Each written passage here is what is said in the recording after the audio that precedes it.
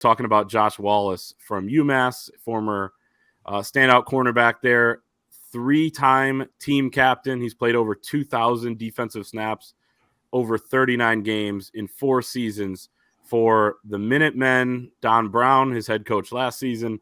Of course, tough season for UMass. It's been a tough few seasons for them, but Josh Wallace, one of their better players. He was the number 54 cornerback in the transfer portal, number 12 overall in the top-ranked corner among guys who were uncommitted coming into his commitment there. And this is just more depth, potentially a starter to add opposite of Will Johnson. And one stat that stood out to me about Josh Wallace when we talk about what he does well, and talking to 2 different analysts that have watched him play and watched his film, is that he's a ball hawk. And on 3, Clark Brooks is our analyst there who breaks down the transfer portal, and they have this stat called ball hawk rate, amount of pass breakups per targets down the field. He was tied for the best ball hawk rate in the country among transfers this offseason with Fentrell Cypress II, who Michigan was in on earlier on in the process. He ends up going to Florida State from Virginia, but I think that's significant. Level of play is going to be a step up, but a nice addition for Michigan out of the transfer portal. Yeah, I like it. You know what? People can say he was a plan D or whatever they want to, and that might be the case. But guys have got to be, guys have got to be on their game to play in that defense, that Don Brown defense. Those corners do. So that he's gotten a lot of balls thrown at him. He's going to be on an island. I doubt that he is lacking for confidence because of it. So, and they liked what they saw on film. So I know Clay talked to some guys at UMass who said that the kid is a player. So extremely smart and seems like another great fit. That's what I love about these portal additions, is that these guys are all cultural fits, and they are not revamping the roster. They are just adding to the roster and complementing what they have and giving guys opportunities to compete. And basically, you know what? There are no freebies here at Michigan, and that's what all these guys on the team understand. They aren't, well, this guy comes in the portal, then I'm leaving. Kind of like a Frankie Collins type of thing on the basketball side. They understand that competition matters, and that's what's going to make them better. So I like the addition. We'll see how good he is, but he had some big-time offers. So it's clear that this wasn't any kind of a reach. He's going to have an opportunity to come in here and play. It's huge for them because you're already facing a situation where you have questions about your number 2 cornerback job.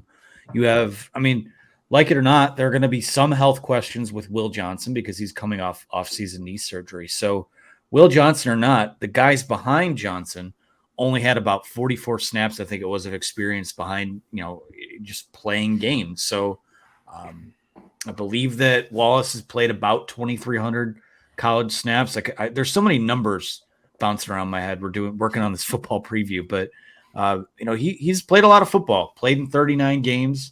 I think at the very least is just a body that you've added to the room to, kind of augment the competition. Jaden McBurrows, Amorian Walker obviously is still someone they hold in high regard, though I think that's probably going to be a little more of a long-term project. But, at worst, it's a good depth piece. And at best, you have your number 2 cornerback, which is huge. And I think the ball hawk thing is important here because, what's something we've been talking about the last few seasons with this Michigan defense is that they do a good job kind of suffocating you, but they don't force enough turnovers, namely on the back end. And if you have a guy back there that has a knack for, getting in there and breaking up passes or knocking a ball out loose, in the run game, that's just another weapon in your arsenal for a defense we already expect to be pretty good. So there are zero downsides to adding Wallace. All it does is help your team. He's a 2-time captain.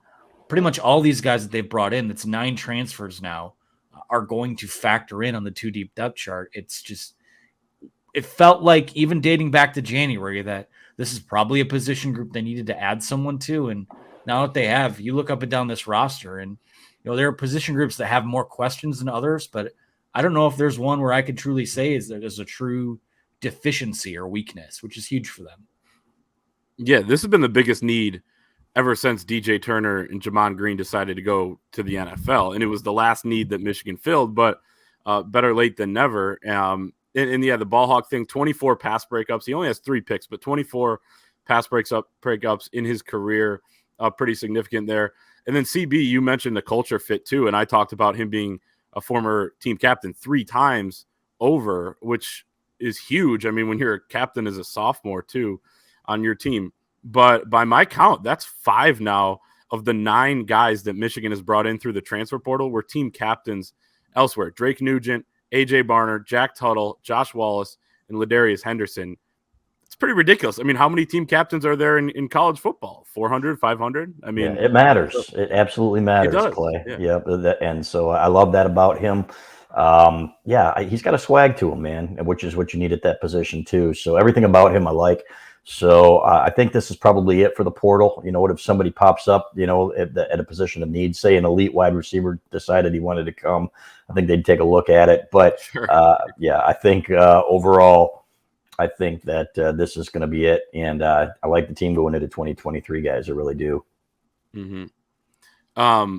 And yeah, it's if somebody pops up like in August, even during training camp, like we saw last year with the Abioki, you take him. But it looks like right now you're sitting at 101 guys who are either projected to be on quote unquote scholarship or have been in the past. I think you're pretty good there, and somehow they're going to make those numbers work, obviously, as we've talked about in the past. Gun to your guys' head on September 2nd against East Carolina. Who's starting at corner across the field from Will Johnson, and maybe next to Mike Sainer still, who will obviously be the nickel? Yeah, great question. You know what? I'm going to go with Jaden McBurrows in the upset. I think he had a good spring.